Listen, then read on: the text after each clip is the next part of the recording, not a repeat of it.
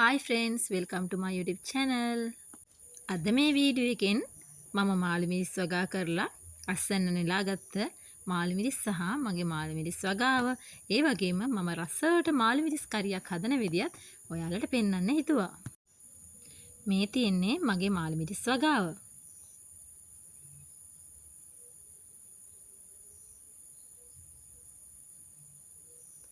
මේ මාළු මිරිස් පැල මම වෙළඳ පොලෙන් මිලදී ගත්ත මාළු මිරිස් පැල නෙවෙයි. මේ මාළු මිරිස් ගෙදරට ගෙනාව ඉදිච්ච මාළු මිරිස් කරල් දෙක තුනක් වේලලා ලබාගත් ඇට වලින් තමයි පැල කරගත්තේ. බලන්න කඩේ තියෙන බීජවල වගේම හොඳ අස්සන්නක් මේ මාළු මිරිස් වල තියෙනවා.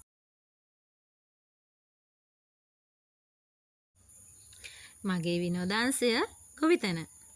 මම මේ විනෝදාංශයෙන් මානසික සුවයක් ලබා ගන්නවා වගේම විශාල තෘප්තියක් සතුටක් ලබනවා වගේම ගෙදර ආර්ථිකයටත් ලොකු ශක්තියක් වෙලා තියෙනවා. ගෙදරට අවශ්‍ය එළවලු ටික ඔබේ ගෙවත්තෙම වගා කරගන්න පුළුවන් නම් ඔබ සාර්ථක ගෘහණියක්. මම මගේ නිවසට අවශ්‍ය එළවලු ටික මේ විදියට මගේ ගෙවත්තෙම අද වෙනකොට සපුර ගන්නවා. ඉදිරියේදී මේ වගේ මගේ ගාඩන් එකේ වගා කරලා තියෙන තවත් වගාවල් කීපයක්ම මම ඔයාලට පෙන්වන්නම්. එහෙනම් යමු අපි දැන් මම කොහොමද මගේ ගෙදර මාළු මිරිස් කරියක් රසයට තෙල් දාන්න නැතුව රසයට උයාගන්නේ කොහොමද කියලා බලන්න.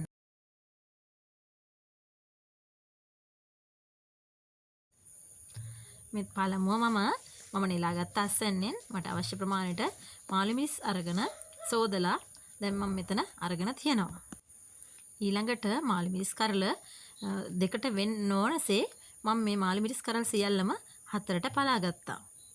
ඊළඟට කරපිංචා, තක්කාලි ගෙඩියක්, තක්කාලි දැම්මම හරි රසයි මාළු මිරිස්. ඊළඟට කුඩා සේර කැබැල්ලක්, කුරුඳු පොතු කුඩා කැබැල්ලක්, සුදු ලුණු අවශ්‍ය ප්‍රමාණයට, ඊළඟට බීලුණු ටිකක් කපලා මම දා ගන්නවා. ඊළඟට මම විශේෂයෙන්ම මේ මාළු මිරිස් කරියට දාන දෙයක් තමයි උම්බලකඩ. උම්බලකඩ ටිකක් දැම්මම මේ මාළු මිරිස් කරිය හරිම රසයි. ඊළඟට උළුහල් සල්පයකුත් දා ගන්නවා. ඊළඟට මම මේ මාළු මිරිස් කරියට පහේ ටික දා ගන්නවා. කහ සල්පයක් දා ගන්නවා.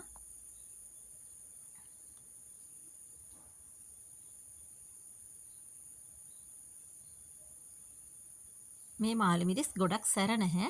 අර සැර මාළු මිරිස් එක නෙමෙයි මම මේ ගින්දා මිරිස් කුඩුත් ස්වල්පයක් දා ගන්නවා.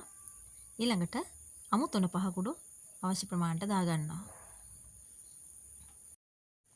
ඊළඟට ලුණු කුඩු ටිකකුත් දා ගන්නවා.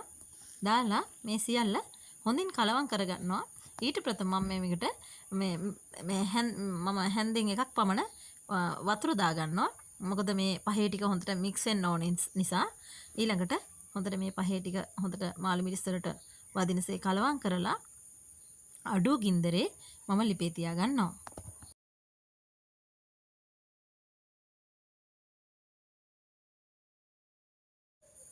දැන් මාළු මිරිස් ටික යම්තම් තැම්බීගෙන ඇවිල්ලා තියෙන්නේ.